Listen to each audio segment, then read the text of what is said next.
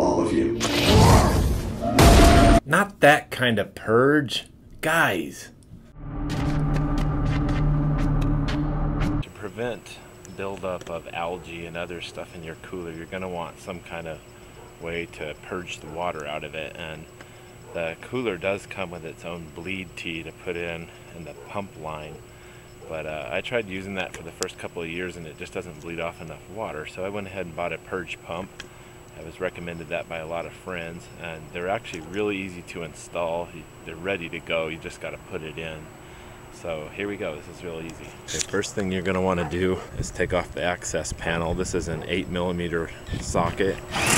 There's just one screw there, and this comes open. And you're probably going to want to take off the top panel here. There's just 4 of these sheet metal screws on every corner, again 8mm. And when you take all that off, the front screen comes off too. And I have this side off, you don't need to. And then when you get all those screws out, the top just comes right off like that.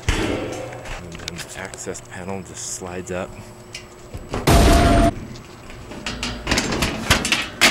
Okay, now I've already installed mine, so I'm just going to tell you what I did. Really, the first thing you want to do is unplug the motor to the blower and to your other pump right there. Just unplug them so you don't electrocute yourself while you do this.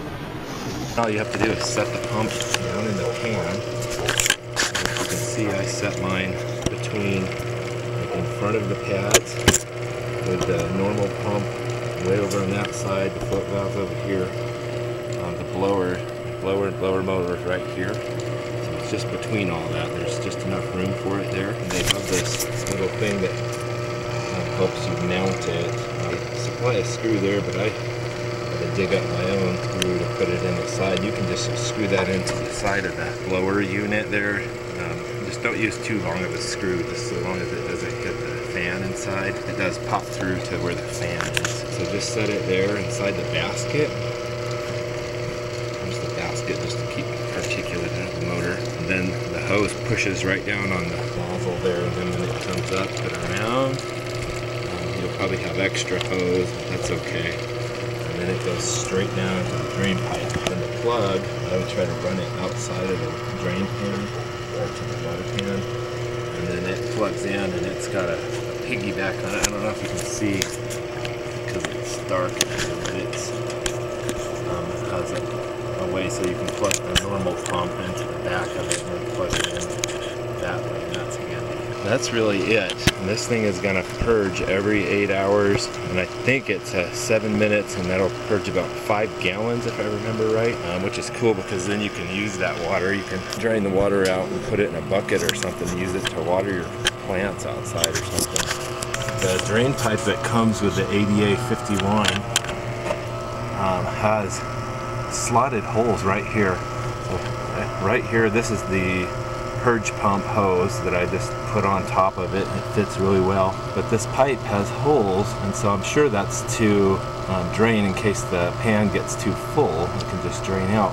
But what happens when the purge pump comes on is it shoots out of these holes right here, and it just sprays all over the inside of the cooler. And so here's what I did. I had some leftover sink pipe in the garage. I pulled my purge line off, and I just slipped this over. And see, this is what happens. Can you see the way the water's spraying out down there? The problem is when that starts spraying really hard, it sprays all over the inside of the cooler. So I just slipped some pipe over it, right down like that, spray all at once inside there. Last thing before we're ready to put this back together is you just want to get a garden hose. I had some extra, my extra didn't happen to have female side on it. I only had the male side, so I had to buy this adapter. But a normal, if you just have a normal garden hose, just get a really short one. And that screws right on the bottom of the drain valve of the cooler. Usually probably just run that to your gutter and just let it run down the gutter. But if your hose is nice and long, you can run it off the side of the house and then use that water for something.